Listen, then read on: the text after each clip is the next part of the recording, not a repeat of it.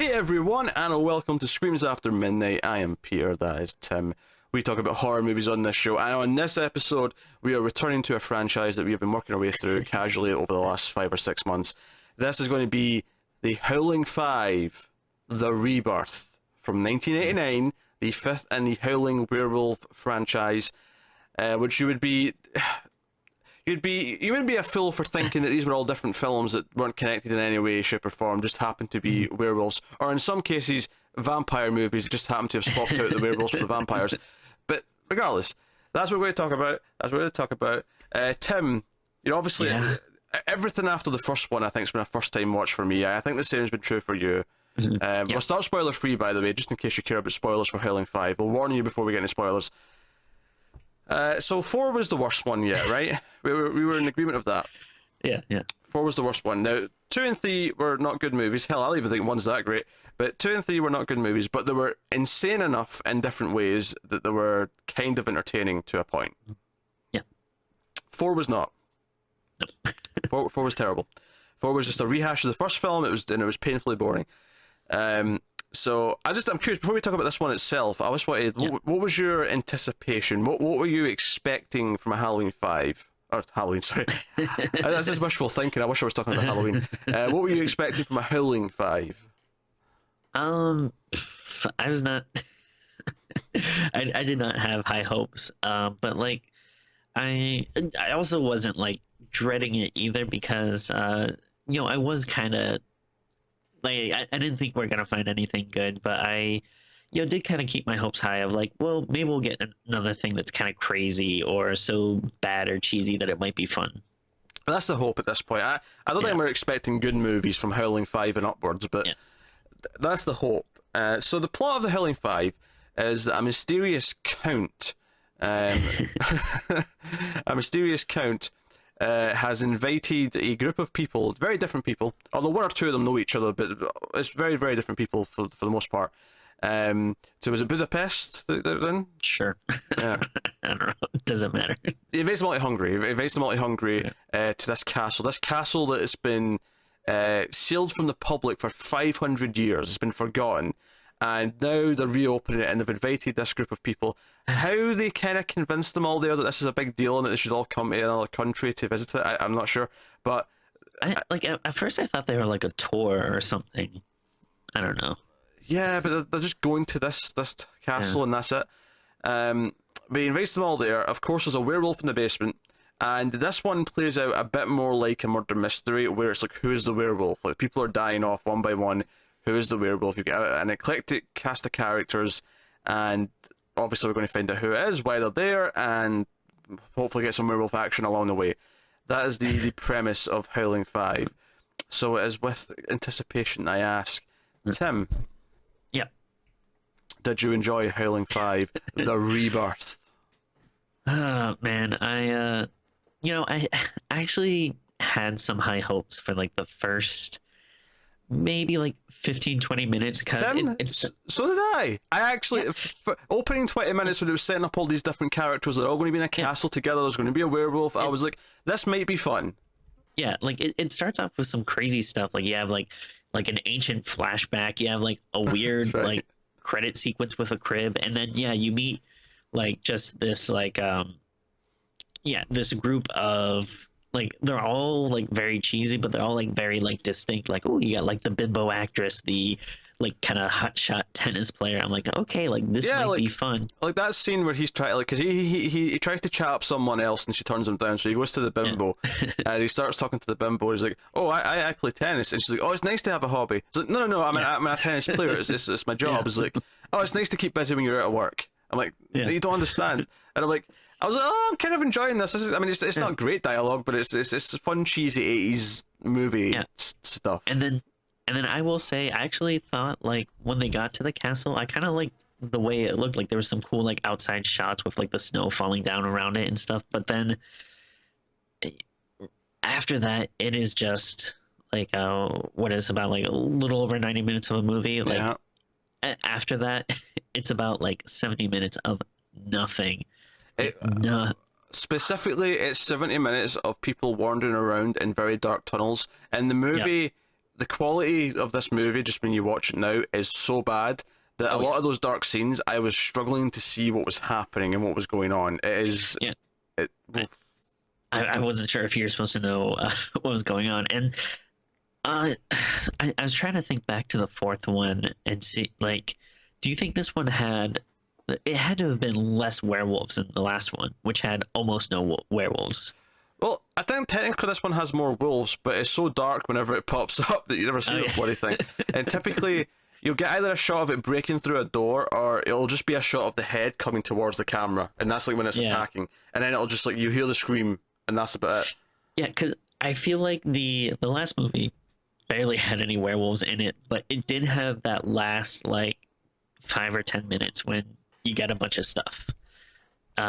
With this one, I feel like, yeah, maybe you have more werewolves throughout, but like you said, it's super dark. You can barely see anything, and if a werewolf does pop out, it's for like less than a minute. It's very short. So, dude, these movies, they need to start getting some werewolves. The whole point of your movie is that there are werewolves there, and I'm not seeing any, and it's kind of driving me crazy. I was kind of, like I say, I was into the first like 20 minutes, and I thought this was a fun setup. I was like, oh yeah, let's do murder mystery in like a castle with a werewolf. Like, who's the werewolf? That sounds fun, and then it just drags and looks so dark that you can barely make out what's happening in a lot of the scenes. It obviously is very, very cheap. It feels ultra cheap. This is direct to video, I believe. It looks like it. It does look like it. Yeah, it's bizarre, and I feel like it kills off a lot of the better characters early. Oh yeah.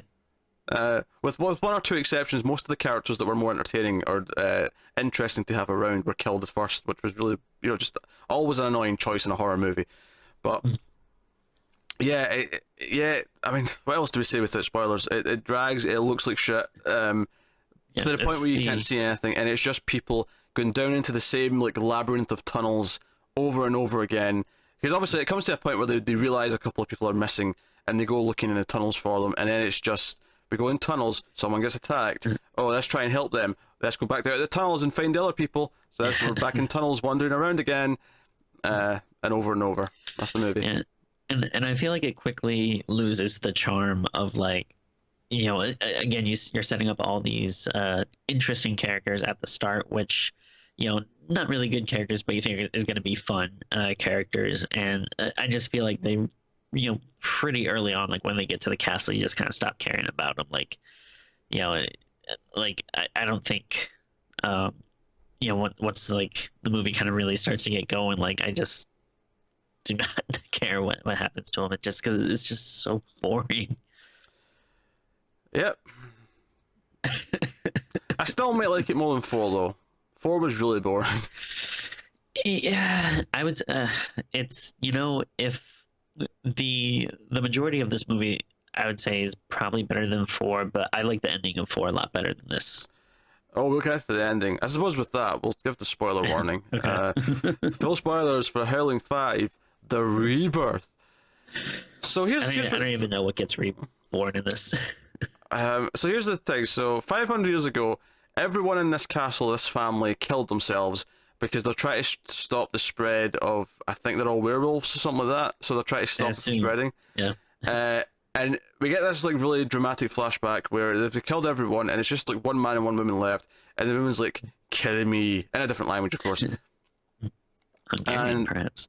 Yeah, and he stabs her with this big sword. She's dying. She's still dying, and he turns her around and then stabs himself through her, so they're both dying.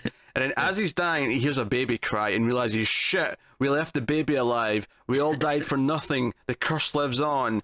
And that's when we cut to present day. So this Count fellow, who obviously is the suspicious one because he's the mysterious figure who's brought them all here, but he turns out is part of an order that has been trying to kill werewolves for centuries, and they eventually found him.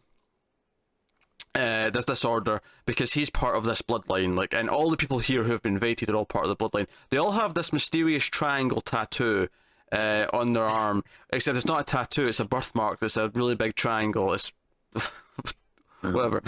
No one, no one has birthmarks like that.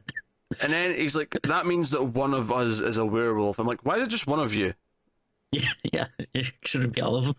I don't get it. It's bizarre.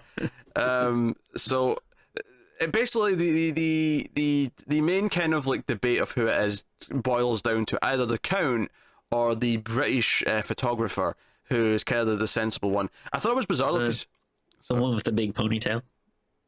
no, he's the Australian dude, Oh, okay. and he dies like halfway through. Yeah. I can't keep these people together. The British dude who he's the one who befriends at the start the ex model. Oh, sure. Okay. Who this movie was clearly setting up to be the main character. She felt like she was the protagonist, and then she dies like second. It was weird. Because they set up that she's kind of the sensible one and is thinking things through and she's noticing things, and then she gets killed off like really quickly early on. And I thought, this is bizarre. Like, why did you do that? Like, she was kind of likable, as was the Australian dude, who also dies pretty early. Yeah. All right, okay. I tell you, like, this this movie feels like such a like weird void to me because I was just so like disinterested in it. 'Cause it just feels like nothing happens. Like, I mean, well, obviously, yeah, like a bunch of people die, but it is so like, I don't know, it feels so like inconsequential because it's just always people in like dark tunnels where you don't see anything. All you do is you see like people stumble on later and turn them around, and it's like, oh look, they've been like clawed or their throat slit or whatever. Yeah. I mean, all the other sort of notable scenes are all just sort of other things. Like the tennis player like convinces the bimbo to go to this hot tub at one point, this hot spring inside the castle, and he's basically convinced her that everyone in Hungary bathes naked together. And so she takes her top off and she's like completely naked, and she comes out of the water, and we get nudity here, which just feels kind of cheap. There's other nudity later on as well, actually, but she's in the water. And she's like, all right, but no funny business. And I'm like, no funny business. He just convinced you to get naked. And like, was that before too? Like, there was I think there was a scene where, like maybe he's like talking to her or something, or. And she walks away, and then I think he talks to someone else, and he's just like, so like, you making any progress or something? And he's just kind of like, oh, I'm getting there or something, where it's just like, like, oh, it's gross. These guys are just like, basically talking about like, hey, like, you tricked this girl into like sleeping with you yet? And he's like, I'm trying. Like, yeah, it's kind of a running plot for him is that he's trying to like get the bimbo to to have sex with him, and it's just it doesn't really go very very far. And obviously the big reveal at the end of the movie is that she's left alive with the two main suspects, the Count and the British photographer, and she's got them both at gunpoint, and she chooses to shoot the Count. I couldn't believe that they actually do a shoot him, no me, no him, no me like scene. They do one of those scenes, and she shoots the Count. And then the British guy hugs her. It's like, oh, it's going to be okay now. It's going to be okay. And then she looks at the camera and smirks because she's the werewolf. This whole time, the bimbo has been the werewolf somehow. And then the credits start rolling, and I like legit like looked at it and was like, oh wait, that's the end. Like, I like it. It really just like is all of a sudden like, and we're done. And I was like, you're not even like. The final scene, you're not even gonna have a werewolf, like, I don't know. I was very upset. Yeah, no werewolf transformation scene or anything like that. There's none of that. The bimbo being the werewolf doesn't even make that much sense, given where she would have been in various scenes when other people got killed. It's bizarre. However, there's one scene towards the end that was making me think, oh, this could have almost been like a really fun bad movie. There's a couple of moments towards the end. There's like a maid and a butler at this mansion or this castle who don't speak any English, and at one point I think it's the English guy who's like creeping around the tunnels, and the maid comes out, but he's not expecting it to be her, and he grabs her and flips her, and there's this epic shot of her flying through the air as she flips before she lands. This was so over the top. And then later on, someone tries to axe him, cut off his head, and he ducks, and he ends up cut cutting off the maid's head instead, which was also wonderfully over the top. After about like 40 minutes of just being bored shitless, these couple of moments like really perked me up. I was like, oh, that was actually really funny. Oh, Yeah. are we getting good again? And it never really did after that. It was just those 2 moments, but there was you hope that it's going to get better. You hope that it's going to. Well, yeah, it's a little bright spot in a very dull movie, but yeah, it lasts very little. Yeah. Also, I mean, speaking of this film looking bad, when the snow starts getting really bad, there's a shot from the outside, and it's so like tacky and cheap the way they've like done the snow effect. Like you can barely see the castle because they've just put this really shitty effect over the whole screen. And yeah, that looked horrible. Like the first kind of shot of the outside castle when it's snowing, I actually thought looked really good because it was kind of like this light snow, and it just made it seem very like kind of eerie and gothic and stuff, and I like that. But then yeah, there's another shot a little later on where it just seems like, I don't know, like a staticky TV or something. like what's going on here? It does, yeah. That's what it looks like. It looks like someone's overlaid static over the image and thought, oh, that'll look good. That'll look like snow. We better make sure no one can see a werewolf here. Let's put a bunch of stuff on the screen. That's another thing. At one point, someone gets outside and the werewolf literally jumps out of a pile of snow. Yeah. like she was waiting inside the snow, waiting for someone to walk past. And they'll jump out. Ah, werewolf. Yeah. And like also like was there like I feel like these movies don't even really play with like, you know, typical werewolf lore and stuff. Like I don't did they even like show that there was like a full moon or anything going on? I think they did at one point. They showed a moon in the sky, but like, again, it was so dark and like murky that making out what it actually was kind of. Yeah. And then like, and at the end, like it's again, I could have easily missed something as my eyes begin to glaze over with boredom. But like, the end, she just has like a regular gun. Like there's nothing about like a silver bullet or anything, right? Well, yeah, but she doesn't shoot a werewolf. She shoots the guy. Yeah. Right, but she thinks they kind of want you to think that. Oh, she's sure, shooting a yeah. werewolf. Yeah. That's true. Actually, I got really worried at the start because when he introduced himself as Count So-and-so, I was like, wait, are we doing are we doing like a vampire movie that's just going to pretend that it's a werewolf movie again? Is that what we're doing again? I mean, I'd be okay with that because the second one was a lot better than this. Yeah, it's the second one. If you didn't watch a review of the second Howling movie, that was totally a vampire script. There's someone crossed out the word vampire and just replaced it with werewolf. So I mean, there's a lot of small things here or there. Like there's like a pompous rich guy who has like an older wife that he's left behind at the start because she's not coming on the trip, and he's having an affair with the psychologist woman who's kind of like bitchy towards the Australian guy, and they're having an affair. But she actually seems like she's like a doctor. Actually, she's a doctor, but later on when people start dying, she's actually really sympathetic and wants to help everyone. And it's only the pompous guy who's like, no, we shouldn't go down there and risk our own lives. Are you mad, woman? Yeah. So I don't even. It's like I don't know. It's kind of. I feel like it's kind of hard to talk about because, like, at least with a cheesy bad movie, like, yeah, at least you can talk about like how the kills were and stuff. And again, it's like you never see any kills in this movie, or not really. Anything. Yeah, like I mean, when we say that once they get out of those tunnels that you can barely see what's going on half the time, and it's just the same stuff over and over again, we really mean that. Yeah. Like you cannot make it out. Now maybe if it got like a proper 1080p remaster and we got like a nice pretty version of it, sure, maybe it would solve that part.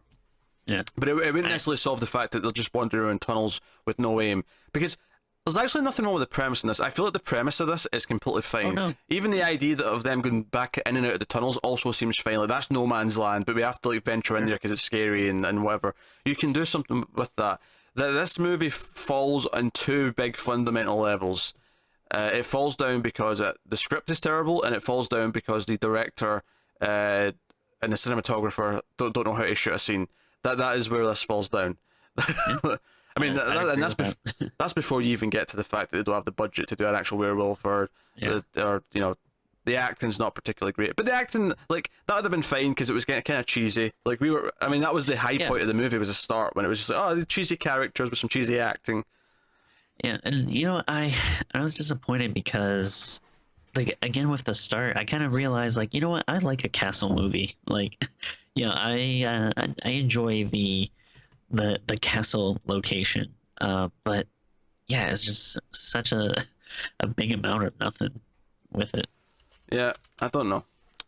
This is actually one of the shorter reviews we've done. Usually we're double this length before we're ready to wrap up, but Well, there's literally nothing else to talk about in this. It is. Yeah, I'm struggling to come up with anything. I do kind of wonder, like, who are these movies for? Like, admittedly, like, I can see people liking the first one. Heck, I like the first one.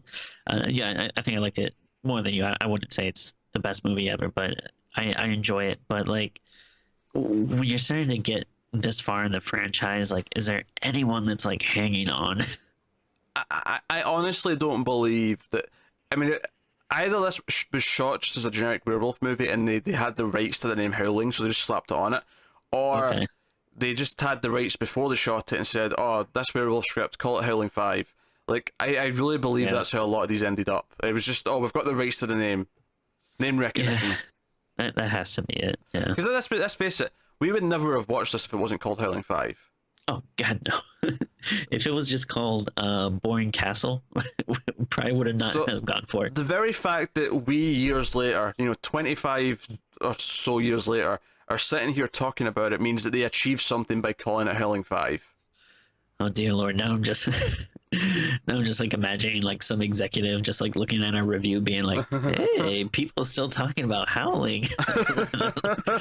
Let's rush this next script out." I feel like that being said, I would be down to write the next Howling movie. I feel like whoever like greenlit Howling 5 in like 88, 89, I feel like they're probably already dead from all the coke they were snorting over that period in the 90s. I feel like they're already gone. So again, what is the rebirth? Where's the rebirth come in? The rebirth is that by bringing all these people back to this castle, it reawakens the curse of the werewolf. So I don't know if it's implying that she wasn't turning into a werewolf before now, and it's just now that they've came to the castle. Okay. Sure. Whatever. I guess that matches every werewolf lore I've ever heard. That you have to go back to your birthplace or whatever. Tim, we've already established that it doesn't use any actual werewolf lore. I think they're implying that the curse is related to the family in the castle, and it's like, which is why like there's no continuity at all with any of the other Howling movies in this. Which, to be fair, not does 3 really. I mean, True.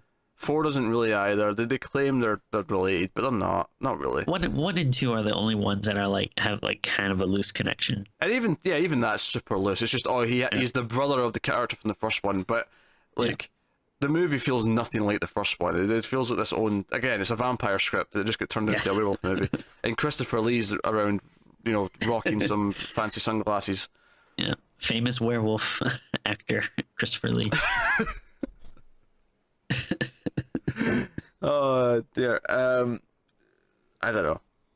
I don't think it's often that I say don't watch a movie, because I feel like even bad movies a lot of time are fun, or like maybe movies that miss the mark but are kind of ambitious or have some interesting angle or something. Like I usually say, like, you know what, if you're a horror fan or whatever, this is still worth checking out. This is one of those movies where I'm like, skip it, like don't even bother. Oh yeah, same with 4. Like 4 and 5, don't watch. I would say with 4, I still like that like batshit last 10 minutes. Like, so don't watch the movie, but if you can find those last couple of minutes, go ahead. It's not worth watching the movie for. No, not at all. 4 or 5. I am now dreading 6. I am dreading what Howling 6 is going to be. Jesus. And it's not, the thing that sucks is like, it's not like we're close to the finish line. Like there's still 4 or 5 other movies. I'm going to tell you, right? Let's pad out the end of this by telling you what Howling films you've got to look forward to. Where are we? The Howling. There's the film. Okay. Sequels. Here we go. Okay. Howling franchise. All right. So we have. No, we got 3 more. We're over the hump. Really? I thought there was more than that. All right. Well. This was Howling 5 Rebirth. Next we have Howling 6 The Freaks. And then we have The Howling New Moon Rising. and then we have the Howling Reborn. Yeah, that's right. We've got a Howling Rebirth and a Howling Reborn. Jesus Christ. Howling Reborn. When did that come out? 2011. See, I thought there was one that was more recent than that, like one from like a few years ago. I think that's what you're thinking of as Howling Reborn. It's just, I think you're just not accounting for the fact that 7 years now is 2011. Maybe, I guess. Well, at least that's not too many. God.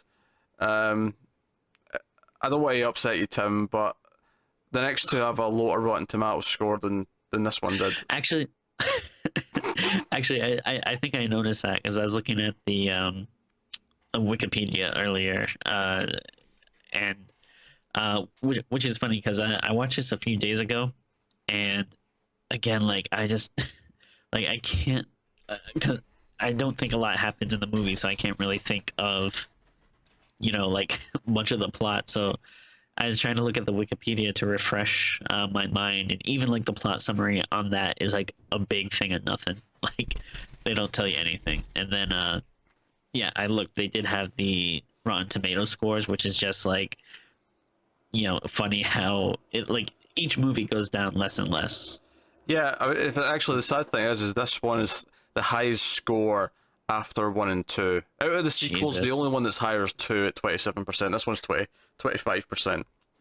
That doesn't make any sense because at least like because I think 3 is like bad, but at least had some fun stuff to it. Yeah, I don't know. All right, we'll carry this past 25 minutes. I think we're done. Howling 5. The fact that we could even get to 30 minutes is a sign that there's nothing there. It's not even got lots of bad, crazy shit to like make fun of and talk about. It's just really, really boring. After a kind of promising start for like a trashy, C movie that went straight to VHS, it just dives into complete boring, dark misery that you can't tell what's happening. And then an ending that's like, oh, you're surprised that she was the werewolf, even though it makes no sense. Sure, yes, whatever. That's Howling 5, the Rebirth.